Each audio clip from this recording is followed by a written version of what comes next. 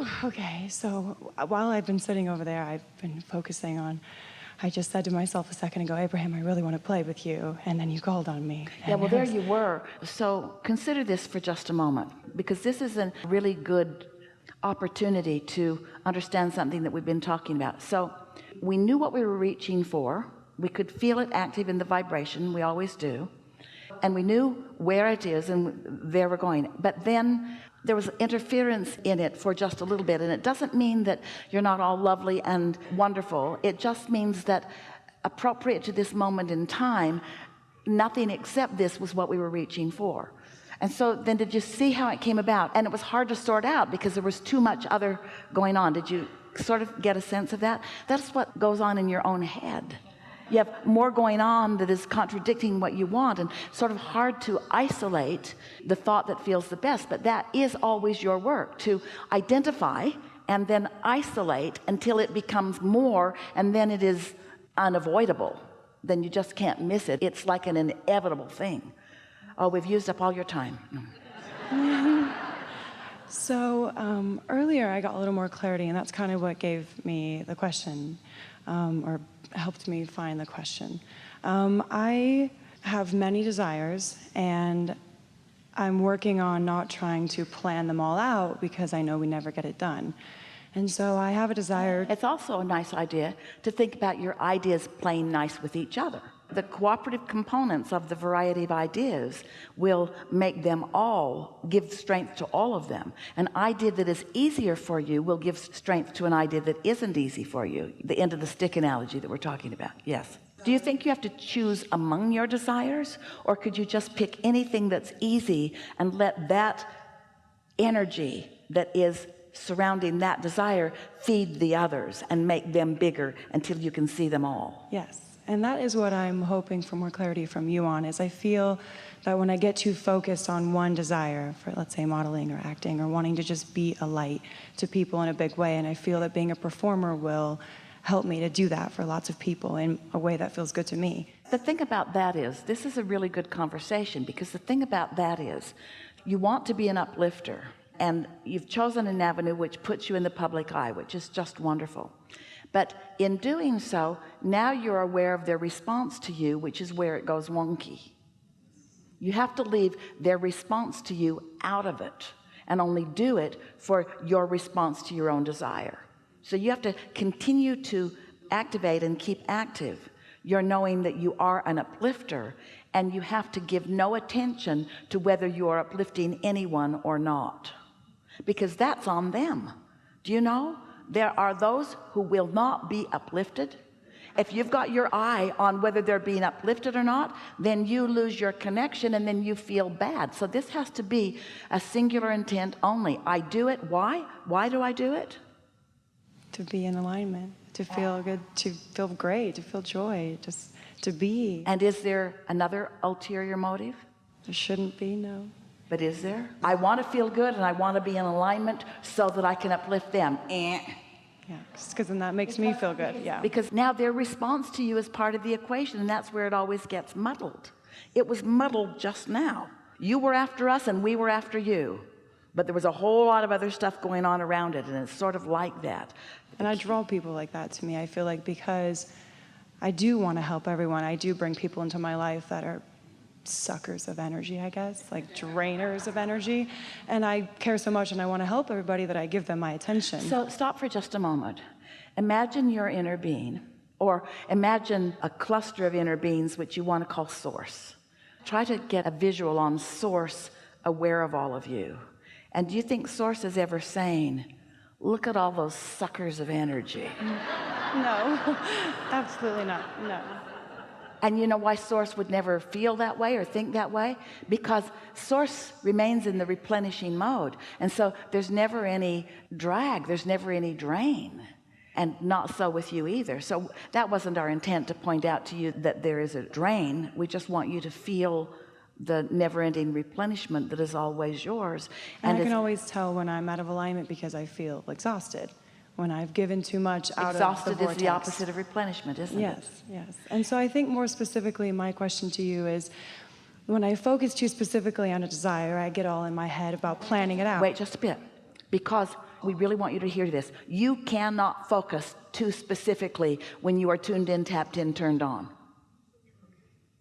But you can focus too specifically when you're not.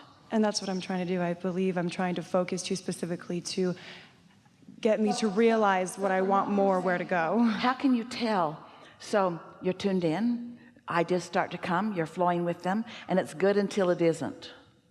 So when it stops feeling good, does that mean that the work that you did before is irrelevant, or does it just mean leave it there for now? That's what we call don't try so hard, don't try to make it happen, don't try to push the noodle. So I guess, because there are moments when I feel I'm so flying high, and it's amazing, and I might not even be focusing specifically on anything, playing with my daughter or my dog, that is so adorable. Usually not focused specifically, because everything you focus on, you're working hard. Yeah, and I think that's what I want clarities on, is like when I get too wound up and I'm too focused, like it's too in my face. And what does that feel like? Give us emotional words that describe that. Anxious all over the place. Yeah. Here's the thing. If you've let it get to anxiety, then there's nothing for you to do in the moment, because everything you try to do to get rid of anxiety will cause more anxiety. That's why we say, let's get out ahead of it. Don't fall in the hole and then try to climb out. Stay away from the hole. That's what we mean by getting out ahead of it. Be nicer to yourself. Give yourself more time. Do the things that soothe you most. Don't get depleted and then try to fix it. Do the things that encourage the opposite of depletion, which is renewal and replenishment. Find a time to meditate and do more basking and get off to yourself and let yourself daydream. Segment intend. Segment intent is getting out ahead of it. I just got in my vehicle. It's a new segment. What do I intend for this segment? I intend to have a wonderful transfer from one place to another.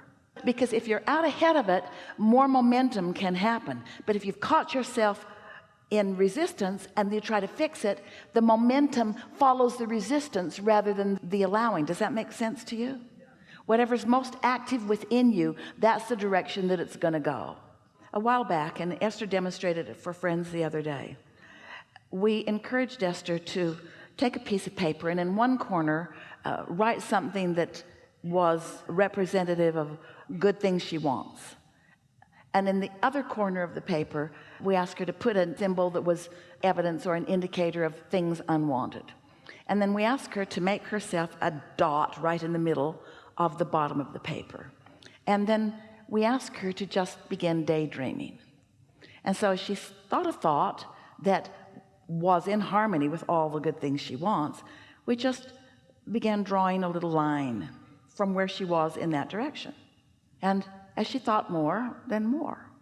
And as she thought more, then more. But eventually, and quicker than she would want to admit, but it was perfect and fine, she got somewhere where she thought a thought that started to go off this way. In other words, it was a action thought, a what I need to do thought, or an old belief thought. But because she had some momentum already going that way, in the moment that she started to go that way, she caught it and then thought a better thought about that, and off she went again. And then another thought sort of tried to take her over there, but she caught it and thought a better thought, and off she went. Now this is another way. In other words, you can, if you're in a good feeling place and you are sensitive to the way you feel, you can think the thoughts deliberately. So for most people it would go, there is wanted and there is not wanted. It would go and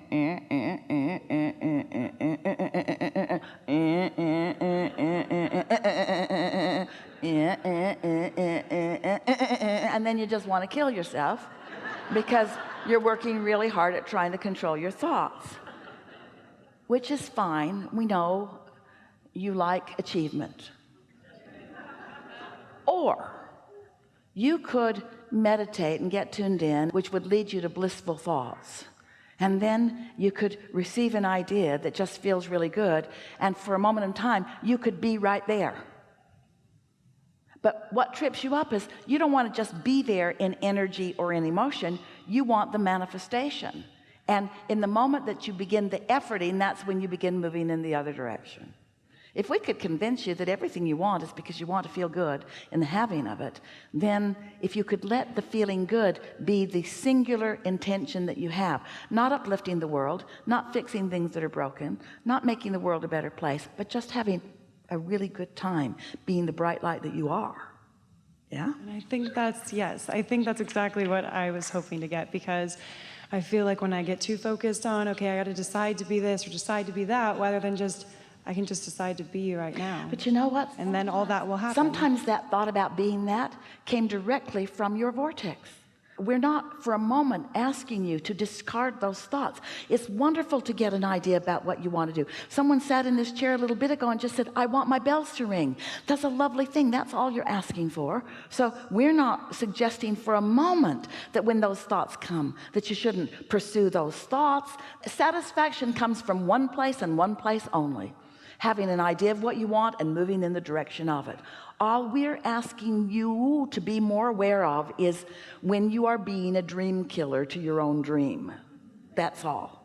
Don't be practical about your dreams, because when you're practical about them, you try to put pieces in that you don't have yet. You are practical. You are humans. And it's the thing that Esther is most focused upon not focusing upon these days. It's the thing that she's most focused upon not focusing upon.